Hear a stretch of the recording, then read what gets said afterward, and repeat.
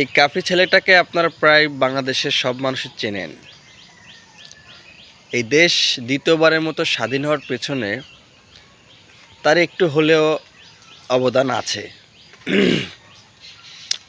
তবে দিন শেষে কিছু সন্ত্রাসী তার বাড়িটাকে পুড়িয়ে দিল। তার মুখ থেকে শুনুন তার মনের বক্তব্যটা কি। ভাই, আমি যেখানে দাঁড়াই আছি, এটা আমার ঘরের সামনে দাঁড়াই আছি। এই ঘরটাকে পুরাই দেওয়া হয়েছে, শুধু পুরাই দেওয়া হয় নাই, বাহির থেকে লাগাই তারপর পুরাই দেওয়া হয়েছে।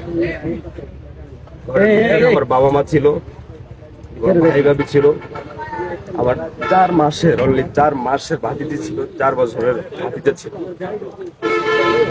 সবাইকে মারার প্ল্যান ছিল। আমার পরিবারে কেউই দরজা খুলে বের হতে পারে নাই। ঘরের বেড়া ভেঙে বের হয়ে বাকিদেরকে বের করা হয়েছে। পিছনে আপনারা গেলে ফুটেজ পাবেন, হাঁস মুরগি সেটাও পুরাই দেওয়া হয়েছে। পিছনে একটা রান্নাঘর ছিল, সেটাও পুরাই দেওয়া হয়েছে। সমূলেই পুরাই দেওয়া হয়েছে।